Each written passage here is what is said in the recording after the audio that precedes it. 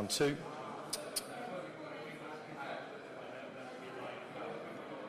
1, 2.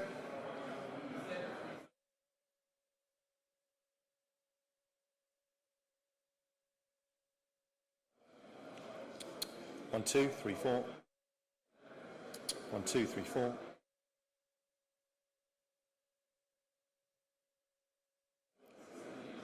1, 2, 3, 4.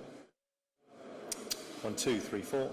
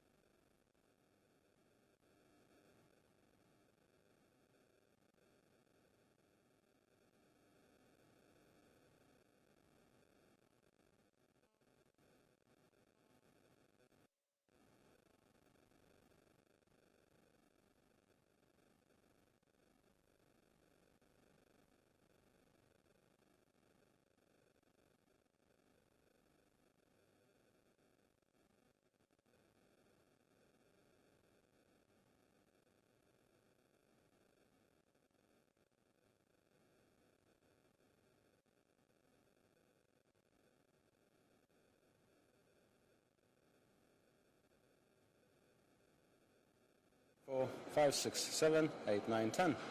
Testing 1, 2, 3, 4, 5, 6, 7, 8, 9, 10. Testing 2, 3, 4, 5, 6, 7, 8, 9, 10. Testing 1, 2, 3, 4, 5, 6. 1, 2, 3, 4, 5, 6, 7, 8, 9, 10. Testing 1, 2, 3, 4, 5, 6, 7, 8, 9, 10. Testing 1, 2, 3, 4, 5, 6, 7, 8, 9.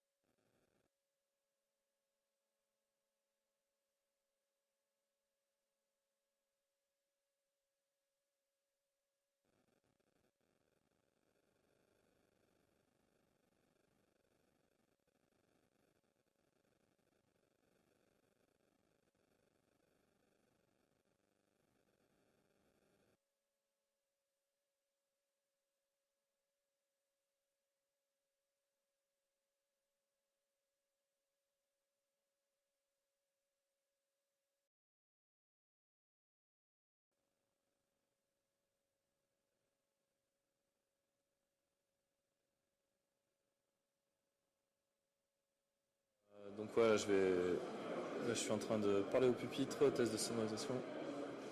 Ouais, je sais pas s'ils sont en train d'envoyer. Est-ce que tu reçois quelque chose? Hop. Voilà.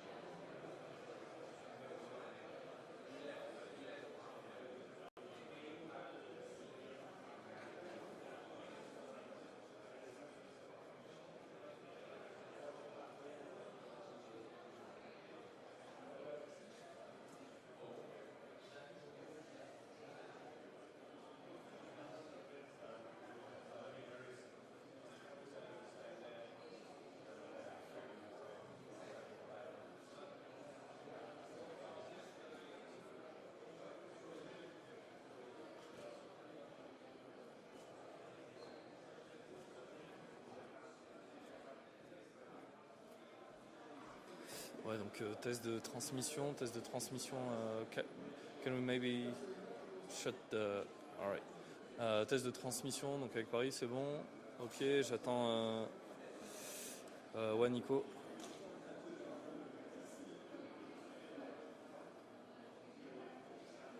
Ouais, la trad, ok. Ok,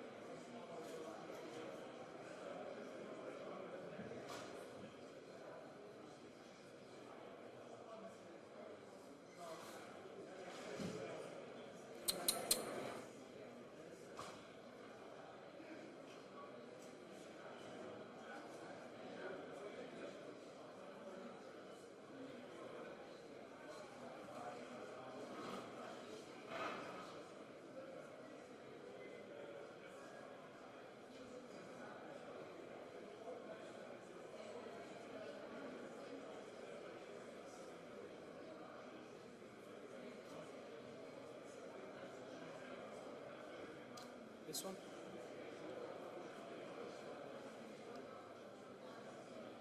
I can't hear you. Oh.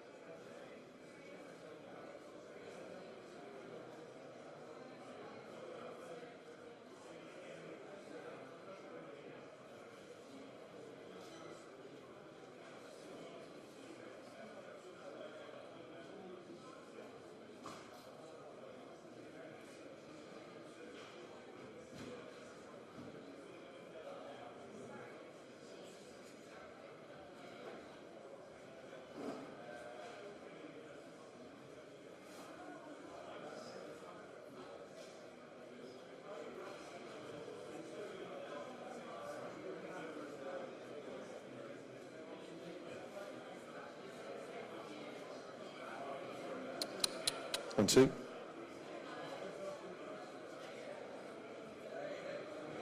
One, two.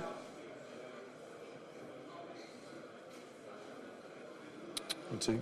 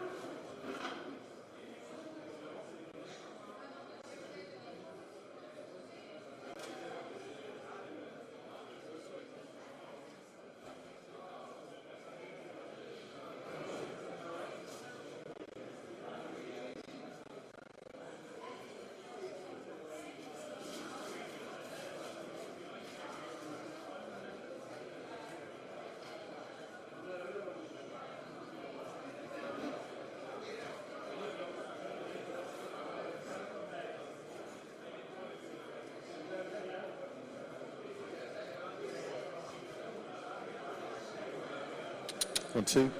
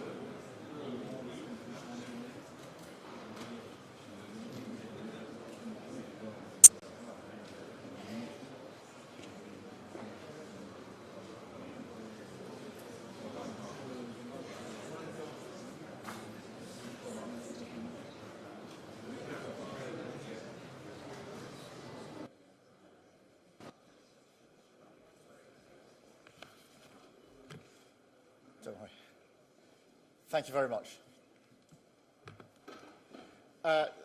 Thank you very much and good afternoon.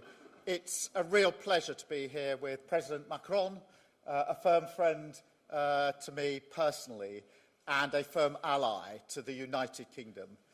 We first met in the Elysee, I think about 2 years ago, before I came into office when I was leader of the opposition. And it was clear to me then that we had a shared sense of the dangerous times that we're living through and of our responsibility to step up and to lead. We also share the fundamental belief that we serve our people better, create better jobs and opportunities, make our nation stronger, fairer and more secure if we work together. And the state visit has been a celebration of this relationship, our unique bonds of history and of culture. And today, our task is to look forward, to deliver a step change in this partnership, to meet the challenges of this moment and get the results that people want to see. Starting first with tackling illegal migration. Now, this is a global crisis, and it's a European crisis, but it is also very acutely a crisis for our two nations, a crisis of law, security, humanity and fairness. We face a sprawling, multi-billion-pound enterprise run by organised criminal gangs, leading hundreds of people to their death in the Channel. So we're determined, together, to end this vile trade. There is no silver bullet here, but with a united effort, new tactics, and a new level of intent, we can finally turn the tables. So I'm pleased to announce our agreement today on a groundbreaking returns pilot. For the very first time, migrants arriving via small boat will be detained and returned to France in short order. In exchange for every return, a different individual will be allowed to come here via a safe route, controlled and legal, subject to strict security checks, and only open to those who have not tried to enter the UK illegally. This will show others trying to make the same journey that it will be in vain, and the jobs they've been promised in the UK will no longer exist because of the nationwide crackdown we're delivering on illegal working, which is on a completely unprecedented scale. The President and I have agreed that this pilot will be implemented in coming weeks. Now, I know some people will still ask, why should we take anyone in? So let me address that directly. We accept genuine asylum seekers because it is right that we offer a haven to those in most dire need. But there's also something else here, something more practical, which is that we simply cannot solve a challenge like stopping the boats by acting alone and telling our allies that we won't play ball. That is why today's agreement is so important, because we will solve this, like so many of our problems, by working together. Just look at the steps the French government is planning, subject to their ongoing maritime review, to allow their officers to intervene in shallow waters and prevent more boats from launching. That is a big step, and I want to thank the President for driving it through. So this is our plan together, hard-headed, aggressive action on all fronts, to break the gang's business model, secure our borders, and show that by attempting to reach the UK by small boat will only end in failure, detention and return. Second, we've also made real progress today on boosting jobs and growth, building on our new agreement with the EU. We're ambitious for what we can do together as G7 economies, close trading partners, and leaders in areas that will dominate in years to come. Together, our countries account for over half of European spending on research and technology. So we've gone further today, collaborating on satellite connectivity bringing together our leading supercomputers to seize the opportunities created by AI and bringing down barriers to trade and investment in strategic sectors. Just this week, we've welcomed EDF's major investment in Sizewell C, which will create thousands of jobs, boost our energy security, and protect bill payers for years to come. Third, we've strengthened our work to stand together for European security and in support of Ukraine. Because I'm clear, the security of the British people starts in Ukraine. We have just co-chaired a meeting of the Coalition of the Willing, including representatives from the United States for the first time. We announced plans for a new multinational force, Ukraine, headquartered in Paris, so that we're ready to support a peace deal when it comes. But while Putin turns his back on peace, we are rallying more support for Ukraine right now to defend their people and force Putin to the table. Now, as Europe's only nuclear powers and as leaders in NATO, we play a vital role in preserving the peace and security on this continent.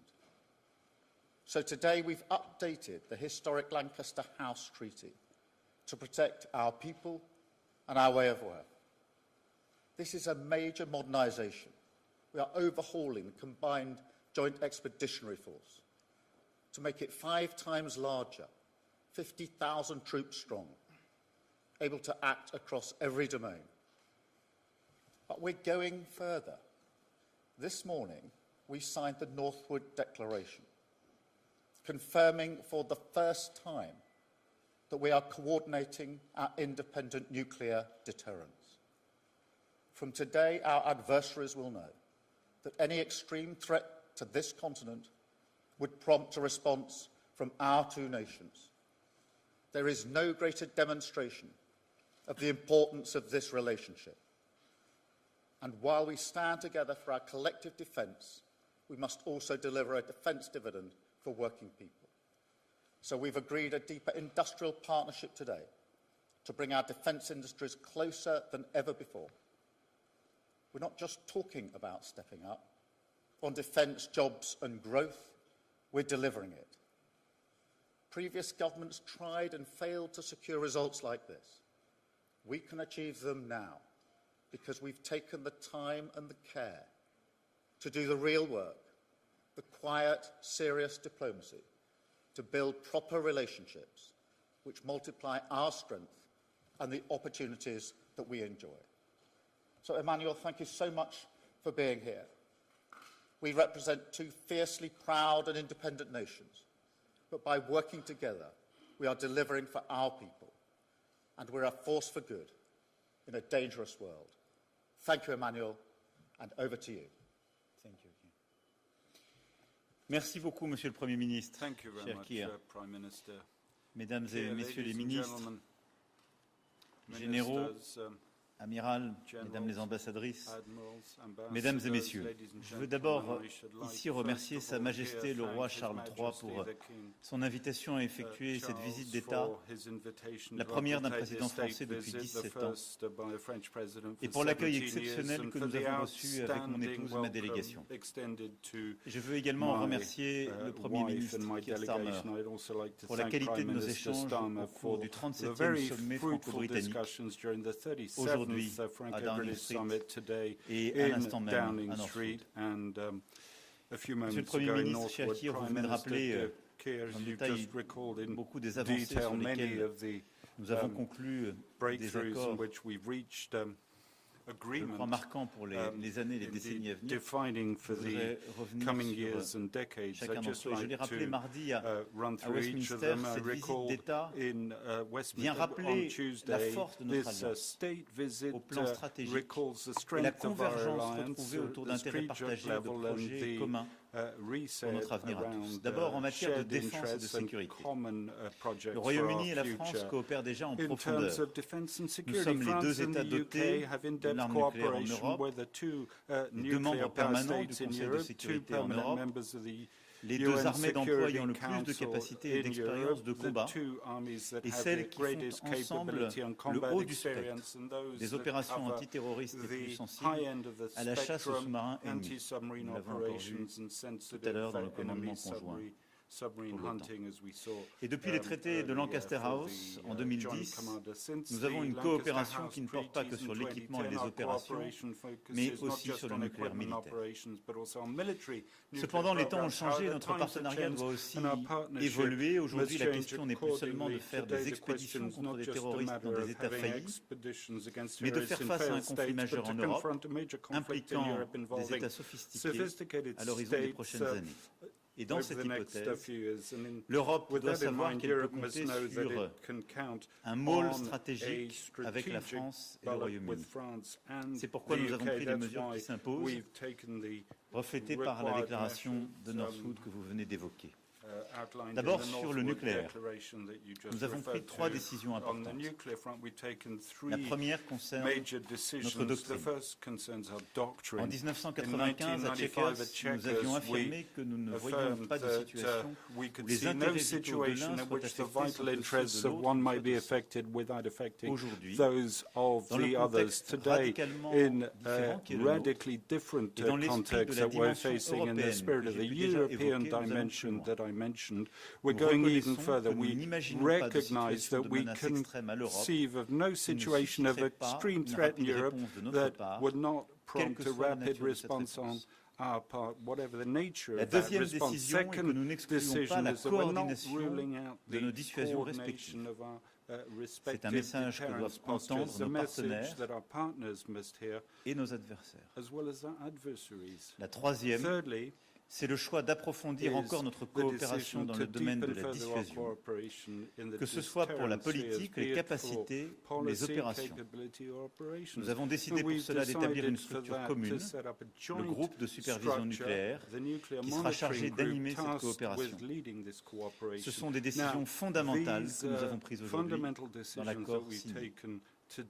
Nos 2 pays restent indépendants, souverains, mais nous nous donnons les moyens, lorsque nécessaire, d'œuvrer ensemble à la mesure de l'environnement nettement plus menaçant qui est devenu le nôtre. Au plan opérationnel, nous avons décidé de changer complètement d'échelle la force conjointe, TJF, que nous avions créée en 2010 et qui est la base de coopération structurante. Nous faisons passer cette force conjointe du niveau d'une brigade à celle d'un corps d'armée, c'est-à-dire pouvant aller jusqu'à 50 000 hommes, capable d'être employé dans un engagement majeur, ce qui représenterait une multiplication par 5, avec la France et le Royaume-Uni en noyau dur, capable d'agréger d'autres partenaires européens et d'être mis à la disposition de l'Alliance. Notre partenariat donne une crédibilité, une robustesse à ce pilier européen de l'OTAN sur le plan opérationnel et crédibilise aussi l'autonomie stratégique dans laquelle nous croyons. Au plan capacitaire, nous avons décidé d'accélérer les coopérations existantes sur les futurs missiles de croisière et anti-navires, mais aussi de lancer les travaux pour réaliser ensemble les missiles air-air de future génération, les nouveaux missiles de défense surface-air et également, en coopération avec l'Allemagne, les missiles de très longue portée pour la frappe dans la profondeur. Enfin, nous avons acté une coopération de défense accrue dans les domaines de l'intelligence artificielle, de l'espace, du cyber, mais aussi des manipulations de l'information à une époque où nos 2 pays font l'objet de nombreuses menaces hybrides. Vous le voyez, c'est une panoplie complète que nous avons décidée pour faire face à celle de nos défis les plus massifs aux plus insidieux.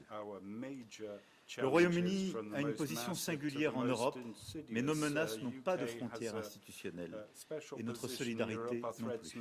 Nous pouvons bâtir ensemble sur nos forces évidentes avec le Royaume-Uni, notamment avec l'initiative européenne d'intervention. Dans l'immédiat, ce qui nous unit aussi est la détermination à soutenir l'Ukraine. Et avec M. le Premier ministre, nous avons réuni la coalition des volontaires. Le président Zelensky se trouvant à Rome, présent pour la conférence pour la reconstruction aux côtés de la présidente du Conseil Mélanie. C'est avant tout un message d'unité que nous avons démontré une fois encore. d'abord, je le rappelle, en février dernier, lorsque nous avons tenu cette première réunion à Paris, quelques semaines après, dans votre pays, Monsieur le Premier ministre, nous avions une crainte, c'était d'être laissés seuls et au fond d'avoir une divergence transatlantique. Et nous voulions réaffirmer un message de soutien fort aux Ukrainiens. Aujourd'hui, cette unité nous a permis, vous l'avez dit, de rassembler les sénateurs américains qui s'apprêtent à lancer des sanctions supplémentaires et l'envoyé spécial du président Trump, le général Keir. Unité donc, mais aussi détermination à agir ensemble, d'abord pour continuer le soutien à l'Ukraine à très court terme sur des capacités indispensables, drones, missiles, capacités, mais aussi lutte anti-drone, financement. Pour obtenir le cessez-le-feu, et c'est le sens même des sanctions additionnelles que vous avez prises, du 18e paquet de sanctions européens que nous allons finaliser, et des sanctions que les Américains s'apprêtent à prendre, qui ont cette fonction dissuasive, plutôt de conviction à l'égard de la Russie. Et puis surtout, nous avons pu annoncer la finalisation de la planification militaire que nous avions décidée il y a plusieurs semaines. Et je veux ici remercier l'amiral Radakin et le général Burkhardt pour le travail qu'ils ont pu faire et leur coordination de tous les homologues. 30 pays sont mobilisés et autour de ce partenariat et cette codirection franco-britannique, la planification permet de prévoir ce qui, le jour où un cessez-le-feu sera signé, permettra de tenir ce cessez-le-feu dans la durée et de le crédibiliser. En air, sur mer, par une régénération des forces ukrainiennes et en cas de besoin par aussi des forces de réassurance que nous avons prévues. Un état-major d'opération est aussi prévu à Paris. 200 planificateurs sont déjà mobilisés. Comme vous le voyez, la question nous était posée il y a encore quelques semaines. Est-ce que votre coalition des volontaires est quelque chose de concret? C'est simple. Ce n'est pas simplement quelque chose de concret. Ce sont des centaines de militaires qui sont déjà mobilisés, c'est un état-major qui est bâti, ce sont des décisions et des planifications déjà prises. Nous sommes convenus de renforcer notre partenariat aussi contre la flotte fantôme russe et pour lutter contre le contournement des sanctions et réduire les revenus pétroliers de la Russie, ce qui est essentiel dans la période. Au-delà de l'Ukraine, nous avons la même approche sur le Proche et Moyen-Orient, appeler à la cessation des hostilités, à un chemin de paix, mettre fin à l'enchaînement guerrier qui a succédé à l'attaque terroriste du Hamas le 7 octobre 2023. Ensemble, nous avons appelé à un cessez-le-feu à Gaza et à la libération de tous les otages. C'est l'urgence absolue pour mettre fin au calvaire des otages et à celui des Gazaouis. La continuation d'une guerre sans fin et sans objectif stratégique fait peser une menace grave pour la région et pour notre sécurité collective. Elle est aujourd'hui le lieu d'une déshumanisation que rien ne peut justifier. Ensemble, nous savons la nécessité d'offrir un chemin politique. Et je crois à l'avenir de la solution à deux États comme base d'une architecture de sécurité régionale qui permettra à Israël de vivre en paix et en sécurité avec ses voisins. Je crois à la nécessité d'unir nos voix à Paris, à Londres et partout ailleurs pour reconnaître un État de Palestine et initier cette dynamique politique qui est la seule conforme à une perspective de paix. Notre sommet a aussi permis d'acter notre convergence retrouvée 9 années après le Brexit et je soutiens pleinement les efforts du Premier ministre Starmer pour restaurer la confiance, assurer le respect des accords conclus avec l'Union européenne et renforcer ce cadre par des coopérations ciblées et d'intérêts communs. À cet égard, je me réjouis que nous ayons pu, le 19 mai dernier, définir une feuille de route pragmatique entre l'Union européenne et le Royaume-Uni sur l'énergie, le climat, la défense, les normes sanitaires et phytosanitaires et la mobilité des jeunes. Aujourd'hui, nous déclinons cette reconvergence, ce reset, au niveau bilatéral. D'abord dans le domaine économique, nos échanges commerciaux excèdent leur niveau d'avant-Brexit. Nous sommes le 3e et le 4e investisseur l'un chez l'autre et les 3500 entreprises françaises présentes au Royaume-Uni demeurent le 2e employeur étranger. Plusieurs accords de coopération ont été signés entre nos universités, nos centres de recherche, en intelligence artificielle, sur le quantique Et nous renforçons et ancrons aujourd'hui notre partenariat dans deux autres secteurs clés. Le nucléaire civil d'abord. EDF réalisera les 2 réacteurs nucléaires EPR de Sizewell C et y investira à hauteur de 12,5% du capital de la société projet. C'est bon pour la décarbonation de l'économie britannique, c'est bon pour sa sécurité énergétique, pour l'emploi et pour les compétences. Et c'est bon pour EDF, qui développe ainsi la technologie EPR, comme pour le site de Sizewell, qui bénéficiera des efforts de série et des effets d'échelle qui sont issus des réacteurs d'Hinkley Point. Le deuxième domaine économique est celui du spatial.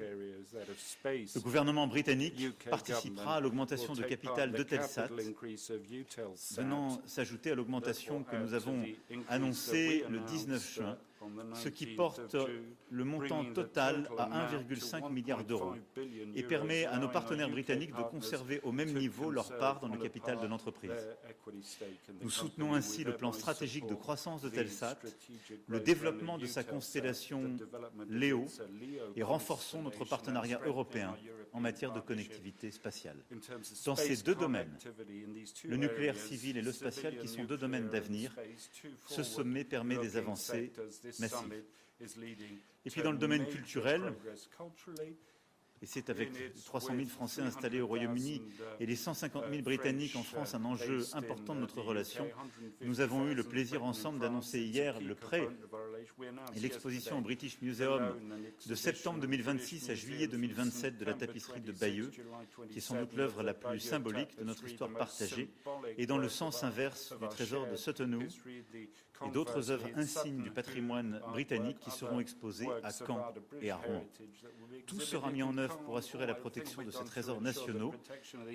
J'espère même face aux tentatives de déstabilisation de Larry le Shah.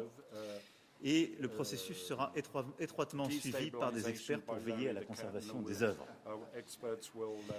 Nous avons enfin convenu de renforcer nos efforts ensemble pour lutter contre les trafiquants de migrants en Manche et maîtriser l'immigration clandestine. Vous l'avez longuement évoqué, Monsieur le Premier ministre, c'est un enjeu essentiel pour nos 2 pays. Dans le cadre des accords de Sandhurst, nous avons mis en place une coopération exemplaire, avec des résultats conséquents, notamment la quasi-extinction des tentatives ferroviaires ou en transport routier via le tunnel. Et rappelons-nous, il y a quelques années, c'était l'objet de commentaires quotidiens. Nous avons réussi à justement réduire complètement ces voies. Nous avons réussi à prévenir beaucoup mieux qu'avant les départs de small boats, mais les moyens humains et techniques que nous engageons, en effet, n'ont jamais été aussi importants.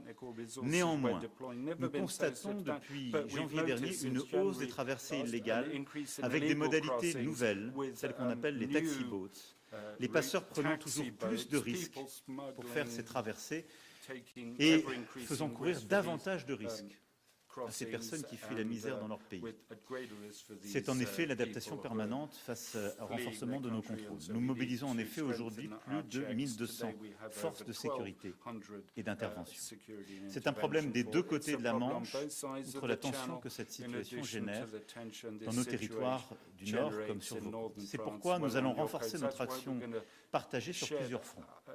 D'abord, il faut comprendre que depuis le Brexit, je le dis aussi avec honnêteté, parce que je sais que ce n'est pas votre cas, Monsieur le Premier ministre, mais beaucoup de gens dans votre pays ont expliqué que le Brexit permettrait de lutter plus efficacement contre l'immigration clandestine. Simplement, c'est depuis le Brexit que le Royaume-Uni n'a plus aucun accord migratoire avec l'Union européenne. En effet, il n'existe donc, pour les candidats à la traversée, ni voie d'admission légale alternative, ni dispositif de réadmission à l'issue d'une traversée. Et la situation actuelle crée en réalité une incitation à réaliser la traversée. C'est donc l'exact inverse de ce qu'avaient proposé les Brexiteurs. Nous avons trouvé aujourd'hui, grâce à la proposition de nos ministres de l'Intérieur et à leur travail toutes ces semaines, un accord politique de principe pour tester justement ce projet pilote qui exercera un effet très dissuasif sur le modèle des passeurs et sur les traversées. D'une part, en ouvrant une voie d'admission légale pour des personnes ayant des liens de connexion avec le Royaume-Uni, d'autre part, en prévoyant la réadmission de ceux qui réussissent la traversée, selon le principe du 1 pour 1. L'accord sera signé dès que les procédures de vérification juridique seront achevées, y compris celles de la Commission européenne, qui sont nécessaires s'agissant d'un enjeu lié à une frontière extérieure de l'Union européenne, pour qu'il soit mis en œuvre de la manière la plus rapide. Deuxièmement, concernant la doctrine d'intervention maritime sur laquelle nous travaillons, en effet, elle vise à mieux partager le renseignement, à mieux lutter contre les filières de passeurs et à agir sur la globalité du dispositif maritime, en intégrant étroitement les dimensions relatives à la lutte contre l'immigration clandestine et au sauvetage en mer. Troisièmement, nous allons intensifier notre coopération conjointe vers les pays d'origine et de transit, tout au long des routes migratoires, dans la lutte en amont contre les réseaux de passeurs pour dissuader les départs et agir sur les retours. Nous travaillons sur le début du parcours dans les pays de départ en s'attaquant à la racine du problème, et la task force britannique sur cet enjeu lancé au sommet de 2023 fonctionne à plein, et nous avons eu des premiers résultats avec l'Irak et nous poursuivons avec d'autres pays. Enfin, M. le Premier ministre a confirmé la mobilisation totale de son gouvernement pour traiter justement les facteurs d'attraction de migrants illégaux, notamment en ce qui concerne la lutte contre le travail illégal et le séjour irrégulier. Je l'en remercie vivement et notre sommet de ce matin a permis de revenir sur toutes ces actions. Vous l'avez compris, c'est donc des décisions fortes, nouvelles, en profondeur que nous prenons pour lutter contre ces réseaux et cette immigration clandestine et permettre justement d'assurer pleinement la sécurité dans nos deux pays. Voilà, mesdames et messieurs, ce qu'en complément des propos de M. le Premier ministre, je voulais ici redire. Mais laissez-moi terminer en exprimant toute ma gratitude à votre endroit, Monsieur le Premier ministre, pour ce sommet de décision. Vous l'avez dit, je crois que tout ça, c'est une confiance que nous avons rebâtie plusieurs années après le Brexit. C'est une confiance entre nos gouvernements, entre nos deux nations et entre nous. Et je crois profondément aux actions que nous sommes en train de conduire. Les derniers mois, d'ailleurs, l'ont montré quant à la coalition des volontaires que nous avons lancée ensemble. Et je crois que nous montrerons sur tous les sujets que je viens d'évoquer. Et au fond, par ces décisions et ce sommet, nous commençons d'illustrer, de donner un contenu à ce que Sa Majesté le Roi a voulu annoncer il y a quelques jours, cette entente amicale. Nous lui donnons un contenu et nous dessinons ensemble cet avenir. Je crois profondément que cette formule est la bonne. C'est pourquoi nous avons décidé de l'adopter et ensemble d'avancer sur ce chemin de l'entente amicale main dans la main. Merci.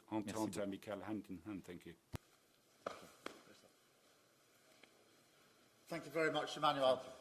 We've now got a number of questions from both the French media and the British media. I'm going to start with Robert Peston, ITV. Robert.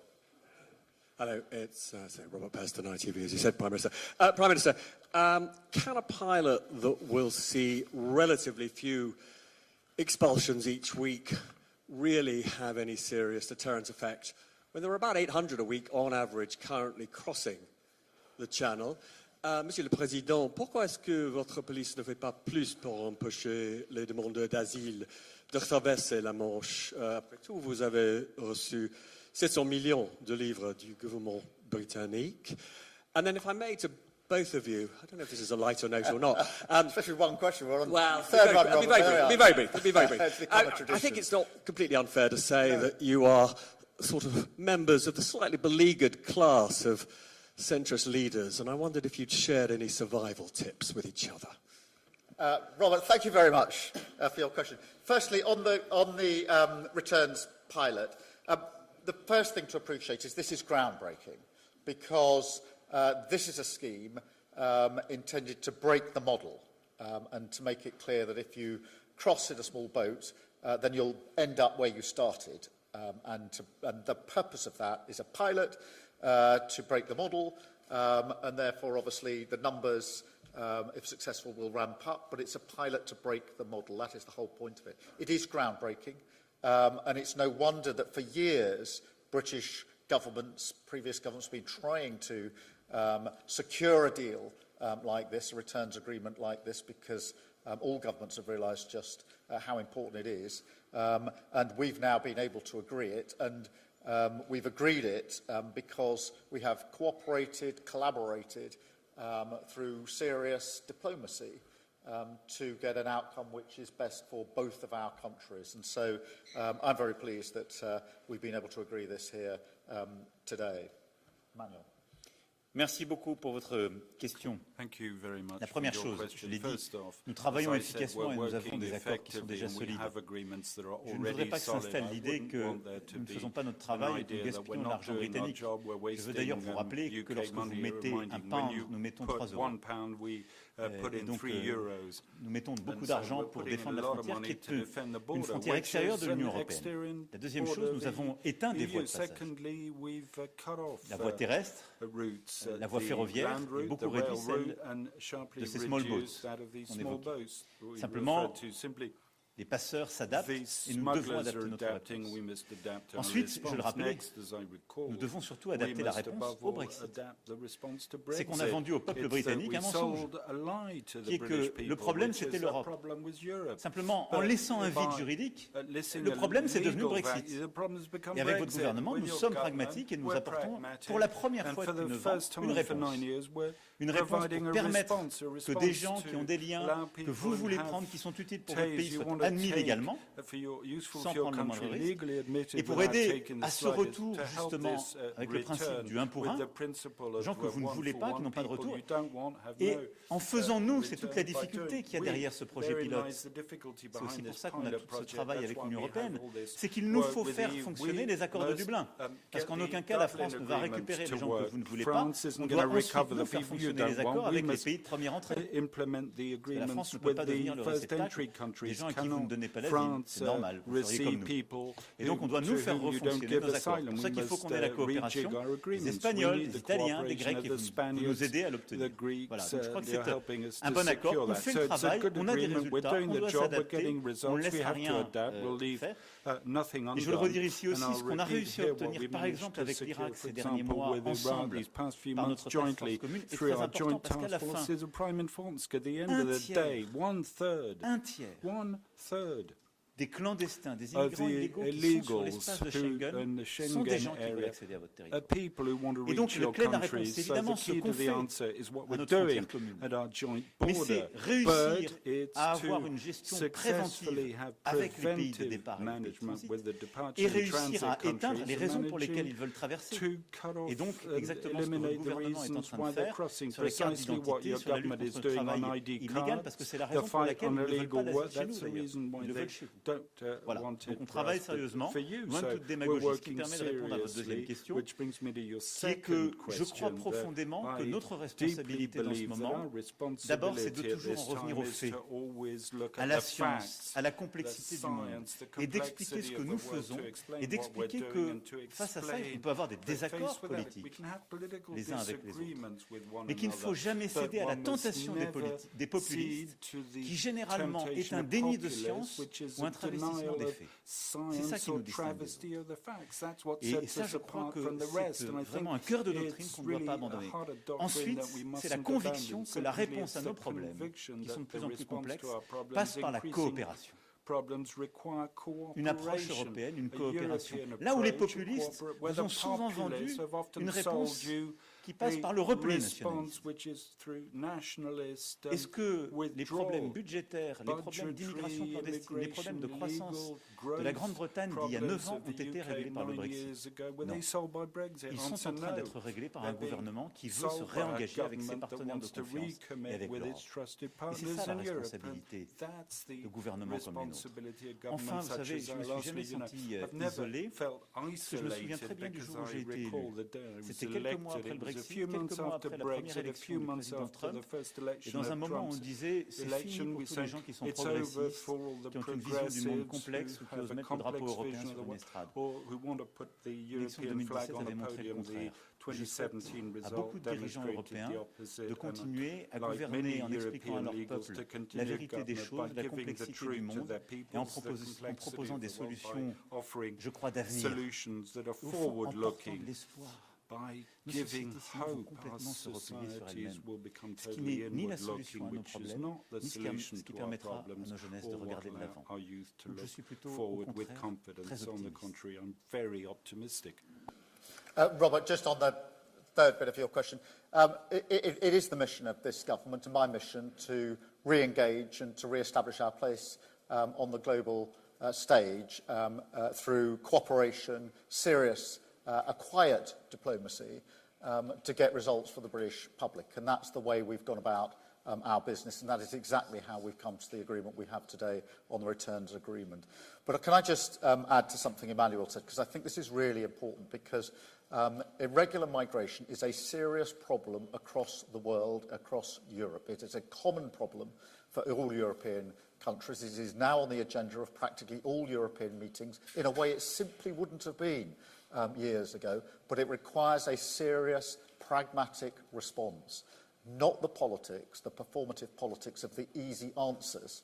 And it is very important that we are able to show collectively, the two of us as leaders of two great nations confronting this threat, that social democracy can prevail and provide the answers to these serious problems, because otherwise the easy answers get an airing. And it is of some significance, I think, that whilst we have been working hard to get the returns agreement, others have been simply taking pictures of the problem. And that is where the politics is. It's this, we have to show that pragmatic politics is the way to deliver the results which matter for both of our peoples. It is important to the UK and to France, but it is really important in this age that we show that social democracy has the answers to the threats that we face across Europe and across the world. Thank you, Robert. I'll go to Stefan, please, from The Times.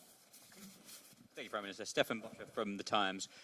Firstly, are you able to give a guarantee that this deal will not be caught up in the courts and will not become another Rwanda that never happens? And secondly, how will the 50 or the roughly 50 people a week who are sent back, how will they actually be chosen from the UK? I mean, there's 800. How are you going to choose just the 50? And Mr. President, how committed are you to making sure that this pilot scheme actually becomes a full-blown scheme and that the numbers dramatically increase? And just lastly, if I may, you said during your opening address that since January the numbers have dramatically risen, and they have. Whose fault is that, yours or the man standing next to you? Stefan, firstly, in response to just the last bit of your question, we both have a responsibility together to solve this. And one of the problems, to my mind, in the past has been the finger-pointing, the blame game, the megaphone politics, which has achieved precisely nothing on this and many other issues, which is why we've never engaged in it. It is why the EU-UK reset was a success, because I said at the outset we're not going to engage in the politics of finger-pointing, blaming, and going to the nearest microphone to disparage our partners. And it's exactly the same approach that I take with Emmanuel on this issue. It is both of our responsibilities. I'm not going to descend into this issue of the politics of the past, which really didn't work and didn't deliver for the United Kingdom and didn't deliver for France or the EU. On the question of the pilot itself, it will be operationalised in coming weeks, so that is a good thing. It is, of course, a pilot. It is there to prove the concept that if you come over by small boats, then you will be returned to France. Of course, being a pilot, it is very important that it works, and we need to make sure that it does work. And if it works, what it does is break the model, and that's the only way in the end to stop this vile trade. And so that's why this is a real breakthrough moment today. As I say, many governments have tried to get this far and have failed to do so. In terms of those that will be returned, I'm not going to go into the details of that, because that has the potential to undermine how this will operate. But it is important that we see this for what it is, which is a real breakthrough in the way that we tackle the vile trade of people smuggling. Emmanuel. No, I totally agree. No finger pointing, and we work closely together. And the only way to be efficient is to work together, because you should not underestimate the impact this situation has on the northern part of France. And I think it's very often underestimated in your domestic debates.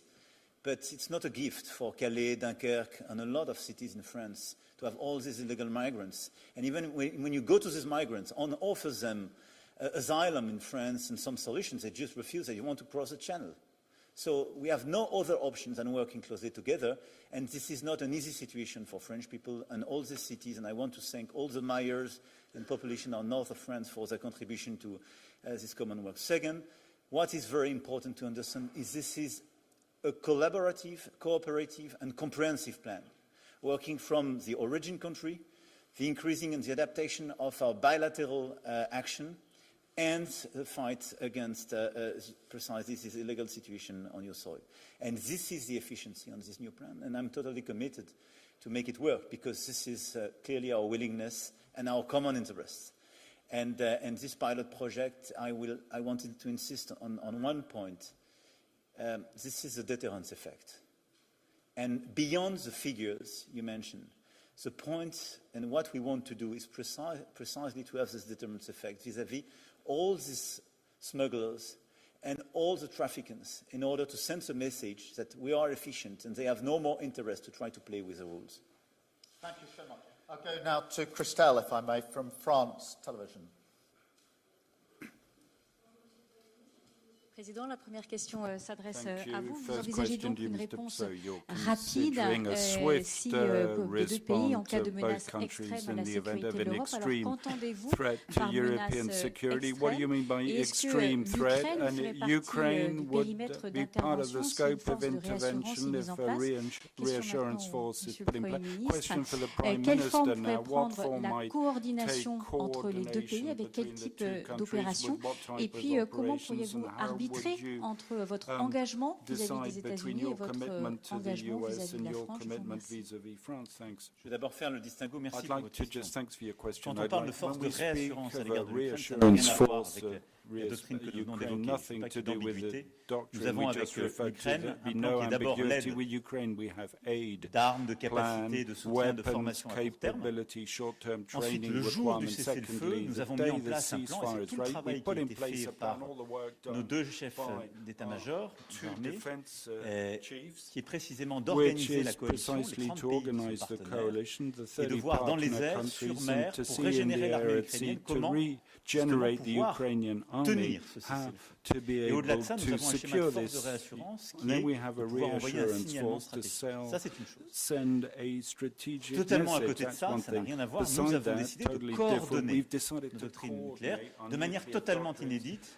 À ma connaissance, il n'y a pas deux pays au monde qui ont une telle intimité sur leur doctrine nucléaire désormais. Mais je l'ai dit, d'abord, ceci n'enlève rien à l'ambiguïté stratégique qui va avec nos doctrines nucléaires. Pourquoi je ne répondrai jamais à votre question dans les termes avec lesquels vous m'avez posé? Parce que c'est ce qui va avec l'effet dissuasif et la crédibilité de notre doctrine nucléaire.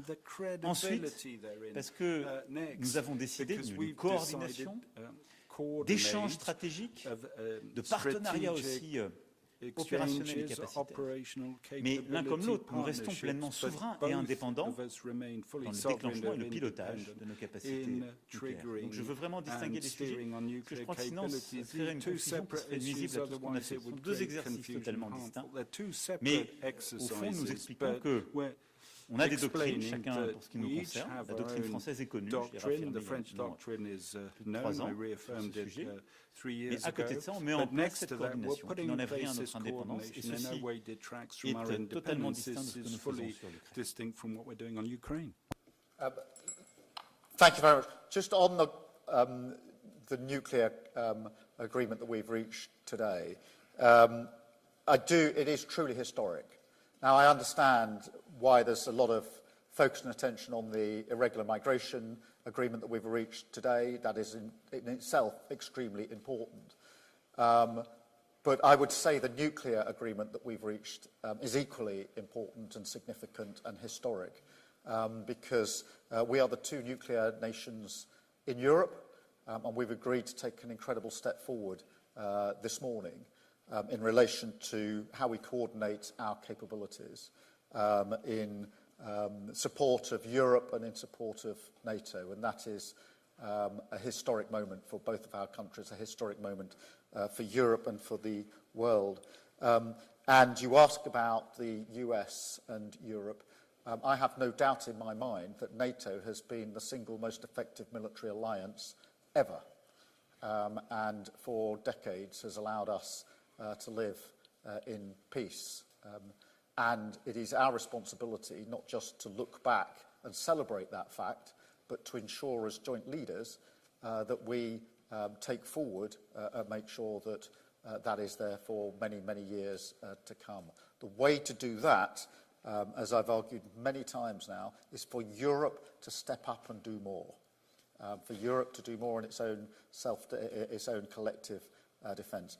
Partly that's to do with financing, of course, and we had the agreement at NATO just 2.5 weeks ago, but it's more than that. It's about coordinating and cooperating. And Emmanuel and I have been talking deeply about this for some time now. How do our two countries show the leadership that is required? That is why we took the step we did with the coalition of the willing, to ensure that Europe could see that there were two countries prepared to step forward on this. We do the same in relation to nuclear, in support of that wider argument on defence across Europe. So, as I say, I absolutely understand, because it's such a huge challenge, why irregular migration is the focus very much of the outcome of this summit. But don't underestimate just how important the nuclear coordination and cooperation is as well, in terms of the history of the defence of Europe. Thank you. And I've got Thomas from RTL. Bonjour Monsieur le Premier ministre, bonjour Monsieur le Président. Il y a quelques semaines, vous avez dit aux Français que face à cette nouvelle menace, à cette nouvelle donne, il fallait faire des efforts. Demain, le chef d'état-major des armées, à votre demande, présentera l'état de la menace. À quoi faut-il s'attendre? Quel type d'efforts devront faire les Européens et les Français en particulier? Est-ce qu'il faut s'attendre à ce que certains soient mobilisés dans une forme de réserve, par exemple? Monsieur le Premier ministre, le président Macron tout à l'heure a appelé à une reconnaissance commune de la Palestine. Quel est votre regard sur cette reconnaissance? Où en êtes-vous dans votre réflexion et quand, tous les deux, allez-vous prendre cette décision? Merci beaucoup. Merci beaucoup. Vous avez raison de rappeler en effet que face à la situation, j'avais il y a quelques mois appelé les Français à ce sursaut, cette prise de conscience à la nature du risque. Ceci n'a pas changé.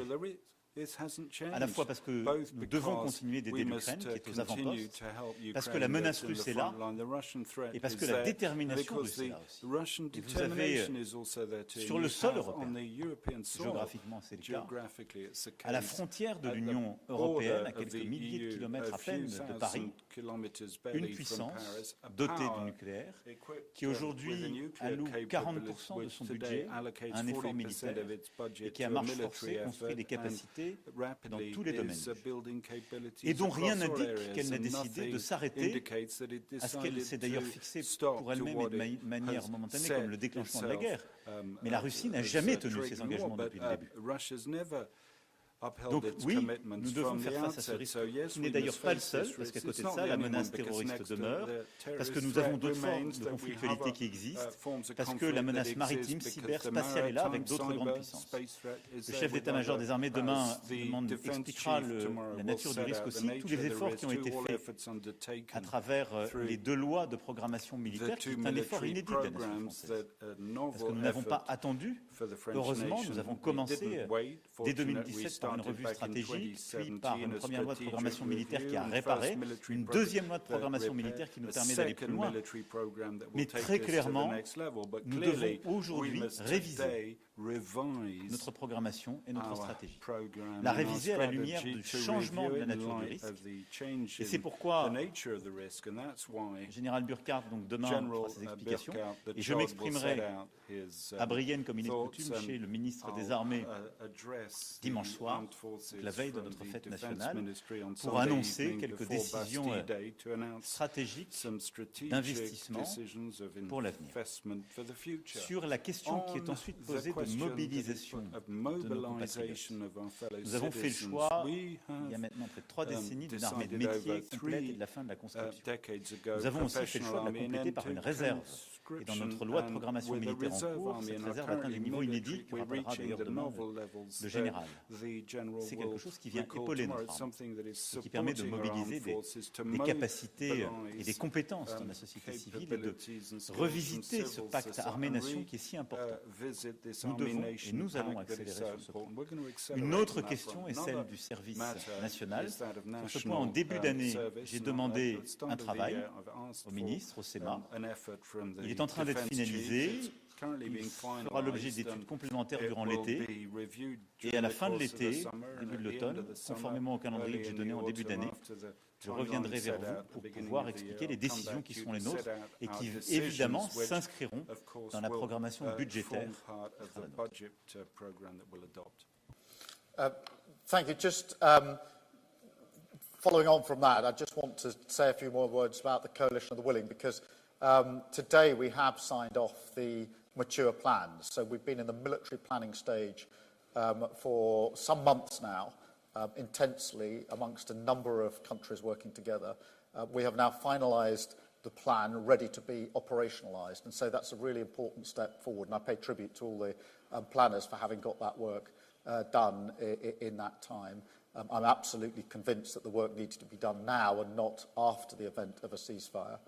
We've got the headquarters established and up and running in Paris, and there is a command structure in place, which is one of the most important things for any operation. And so that is significant, and I think also significant in the Coalition of the Willing that we had US senators and representation there today.